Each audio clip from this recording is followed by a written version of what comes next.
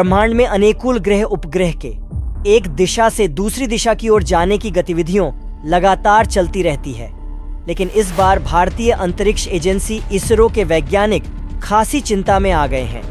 दरअसल धरती के करीब एक विशाल उल्कापिंड आ रहा है।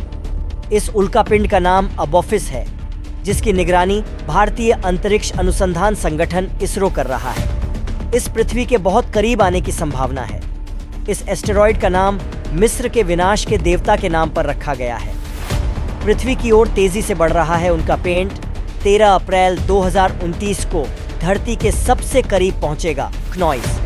वहीं इसरो के पोर्टफोलियो में प्रहरक्षा नाम का नया डोमेन जोड़ा गया है। इसका काम पृथ्वी को अंतरिक्ष से आने वाली खतरनाक वस्तुओं से बचाना है।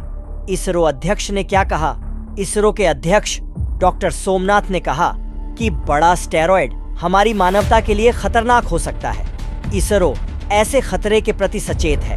हमारा network for space object tracking and analysis की बहुत बारीकी से निगरानी कर रहा है, क्योंकि हमारे पास रहने के लिए एक ही धरती है।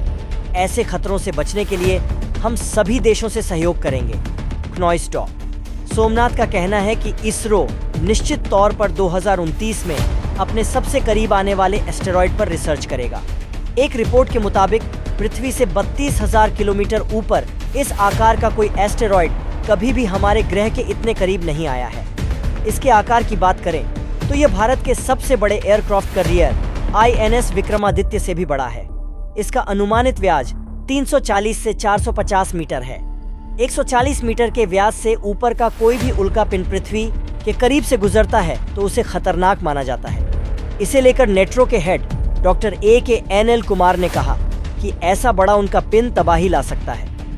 एस्टेरॉयड के पृथ्वी से टकराने की कितनी संभावना को लेकर नासा और इसरो के वैज्ञानिक चौकन्ना हो गए हैं।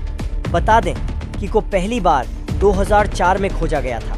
2019 में ये पृथ्वी के सबसे करीब आएगा और फिर 2026 में और करीब आएगा। क्नॉइस जी इस कारण नासा और इसरो दोनों की चिंता बढ़ी हुई है। क्नॉइस एक स्टडी से पता चलता है कि में यह पृथ्वी के करीब से निकलकर चला जाएगा और उसकी धरती से टकराने की संभावना नहीं है, लेकिन भविष्य को लेकर वैज्ञानिक की चिंता जरूर बढ़ गई है।